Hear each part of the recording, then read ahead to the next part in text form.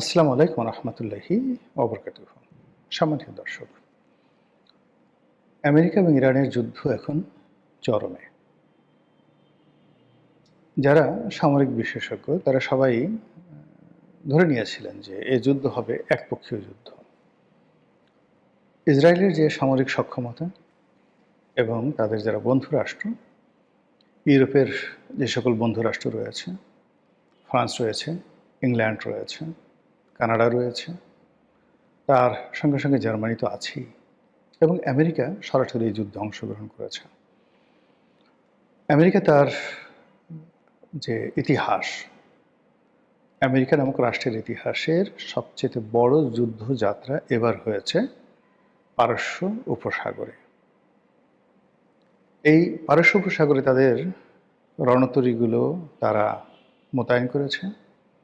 তাদের যত আধুনিক মারণাস্ত্র রয়েছে সেগুলো তারা এখানে এনেছে, এবং একই সঙ্গে প্রায় 50টির উপরে তাদের যে সামরিক ঘাঁটি রয়েছে মধ্যপ্রাচ্য জুড়ে, প্রতিটি ঘাঁটিতে তারা সর্বোচ্চ সৈন্য সমাবেশ, কৌশলগত অবস্থান, সামরিক সরঞ্জামাদির সেখানে সমাবেশ করা ছাড়াও তাদের যে সকল বন্ধু রাষ্ট্র রয়েছে তাদেরকে রেড অ্যালার্টে রাখা হয়েছে।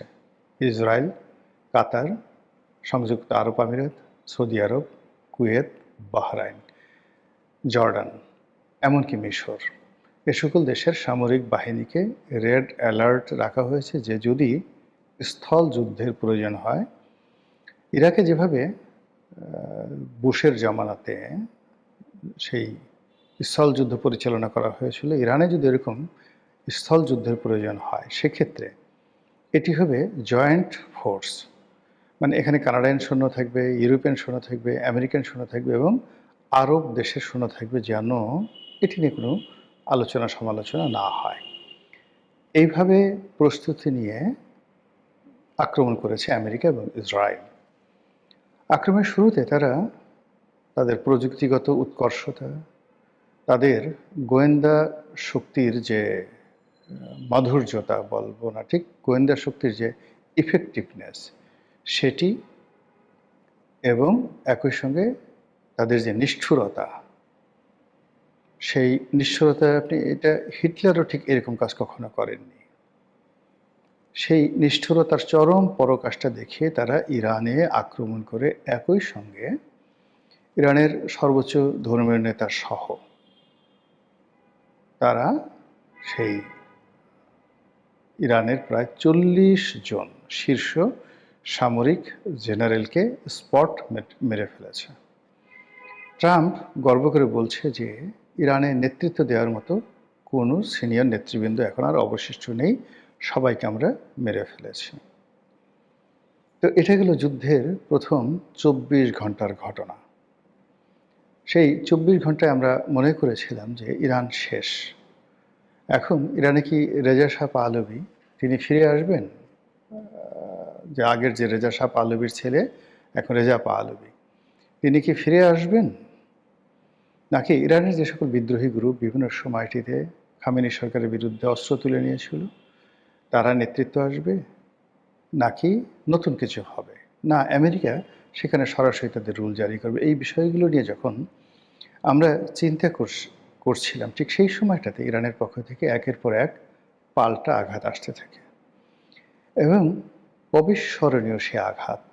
তাদের যুদ্ধবিমান নেই, তাদের নিউক্লিয়ার পাওয়ার নেই, তাদের যে অন্য যে প্রযুক্তিগত আমেরিকা ইউরোপের কাছে যে নৌশক্তি থাকে সেই নৌশক্তিও তাদের নেই।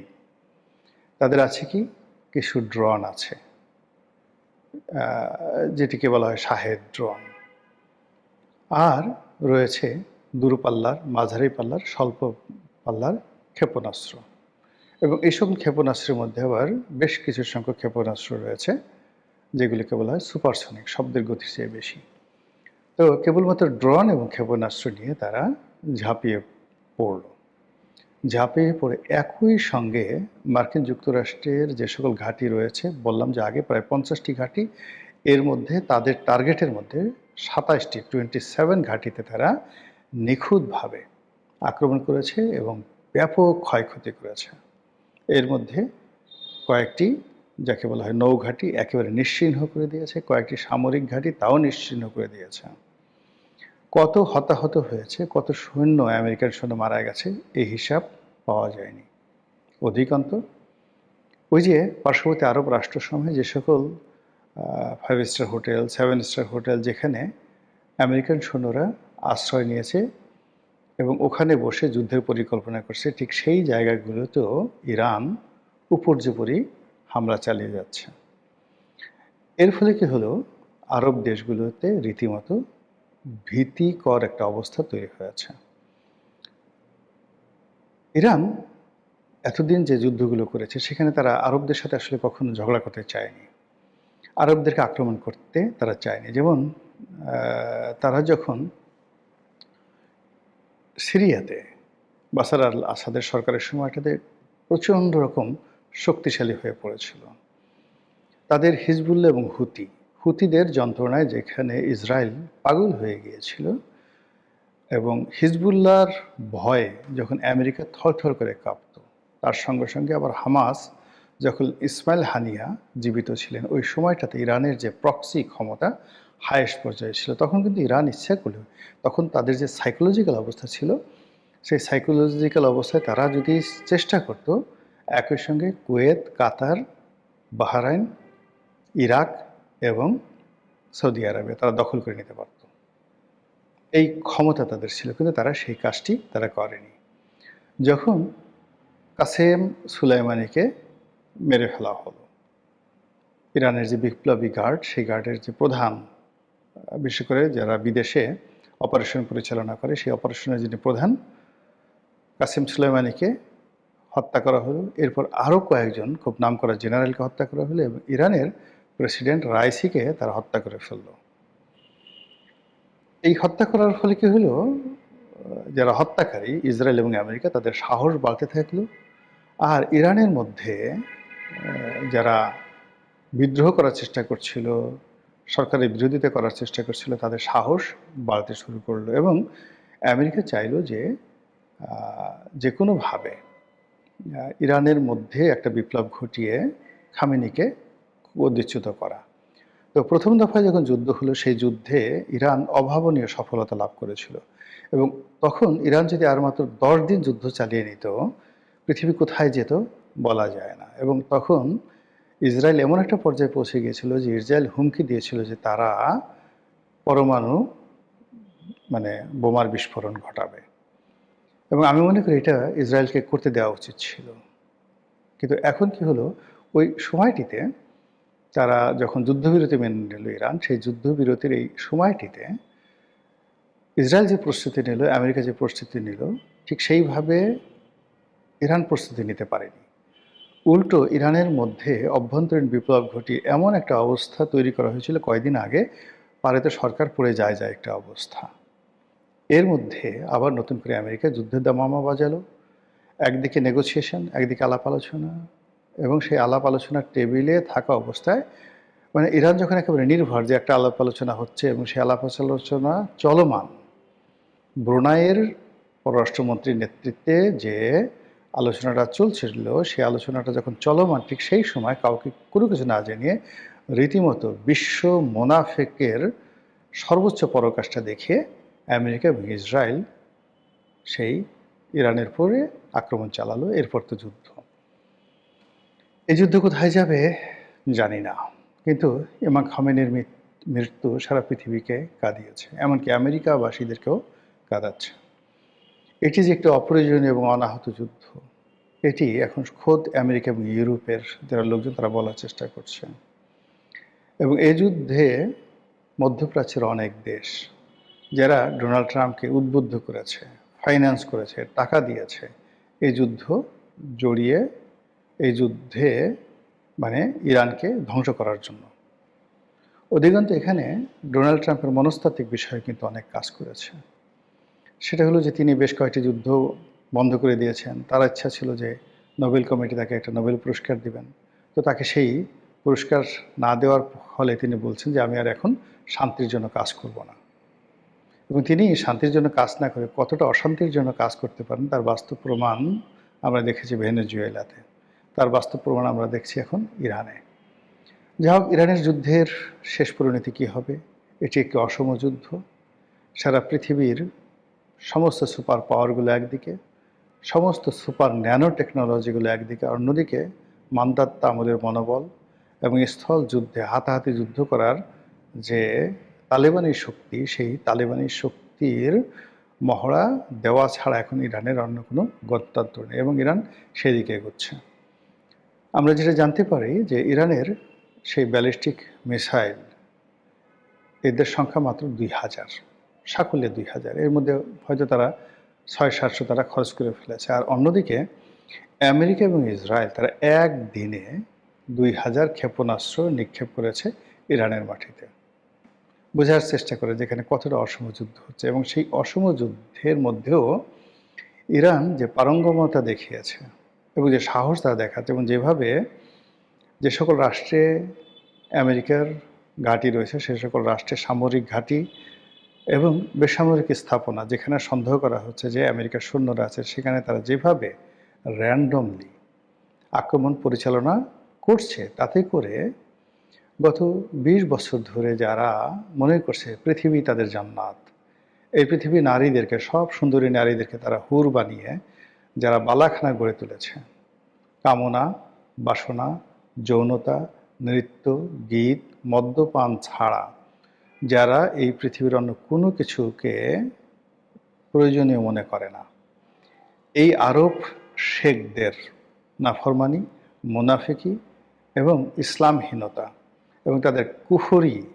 কার্যক্রমের মূলে, বেদি মূলে এই ইরান এইবার যে আঘাত এনেছে, কোনোদিন গত 1000-2000 বছরে এইভাবে সম্মিলিতভাবে আরব পেনিনসুলারের সমস্ত দুষ্ট, বদমায়ের, জাহেল, জালেমদের বেদিমূলে আঘাত কেউ করতে পারেনি, এমনকি গাজী সালাউদ্দিন সাহেবও নয়। সেই জিনিসটি এই কয়েকদিন হয়েছে। ফলাফল কী হবে জানি না। ডোনাল্ড ট্রাম্পের মন খারাপ, মাথা খারাপ হয়ে গেছে।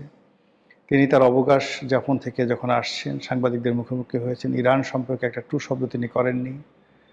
এই কয়েকদিনে এআই নির্মিত কিছু কথাবার্তা নেতানিয়াহুর মুখ থেকে শোনা যাচ্ছে, কিন্তু আসলে নেতানিয়াহু তো জীবিত আছেন কিনা এটি নিয়ে সন্দেহ দেখা দিয়েছে। সোশ্যাল মাধ্যম বলার চেষ্টা করছে যে নেতানিয়াহু কুল্লু খতম, সে আর নাই, ইন্না লিল্লাহ হয়ে গেছে। তো হরমুজ প্রণালী বন্ধ করে দেওয়া হয়েছে, তেলের দাম হু হু করে বেড়ে যাচ্ছে।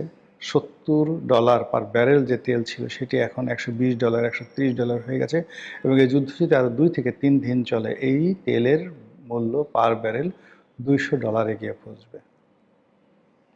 কি হবে তখন অবস্থা? আমেরিকাতে গৃহবিবাদ শুরু হয়ে যাবে। ডোনাল্ড ট্রাম্পকে, মানে আমেরিকান জনগণ রাস্তায় নেমে এমন একটা অবস্থা করবে যে ওটা সামাল দেওয়ার মতো অবস্থা মার্কিন মেরিনদের থাকবে না, বা প্রেসিডেন্টের স্পেশাল সিকিউরিটি ফোর্সের থাকবে না। বিপ্লব হবে, বিদ্রোহ হবে, অভ্যুত্থান হবে ফ্রান্সে, অভ্যুত্থান হবে ইংল্যান্ডে এই অসম যুদ্ধে সমর্থন দেওয়ার জন্য। এমনকি সৌদি রাজপরিবার, কুয়েতের রাজপরিবার, কাতার এবং যাকে বলা হয় জর্ডান এবং সংযুক্ত আরব আমিরাত, এ সকল দেশে যে রাজতন্ত্র চলছে তার বিরুদ্ধে মানুষের ক্ষোভ তুঙ্গে। তারা সুযোগ পাচ্ছে না, কিন্তু ইরান যদি এই যুদ্ধটিকে মাত্র 1 মাস প্রলম্বিত করতে পারে, মধ্যপ্রাচ্যের রাষ্ট্র ব্যবস্থা, রাষ্ট্রের মানচিত্র সব পরিবর্তন হয়ে যাবে, এবং অনেক প্রিন্স দেখবেন মুহূর্তের মধ্যে ভিখিরি হয়ে গেছে। অনেক দণ্ড এবং মুন্ডের অধিকর্তা, তারা কেউ কেউ ফাঁসির মঞ্চের আসামি হিসেবে আবির্ভূত হবেন। আল্লাহ অতি উত্তম কৌশলী, এখানে আবেগের কোনো বিষয় নেই। আমি আগেই বলেছি যে এখানে বাস্তব যদি মিলিটারি প্র্যাকটিস ধরেন, মিলিটারি পাওয়ার ধরেন, সেক্ষেত্রে ইরান এখানে কিছুই না।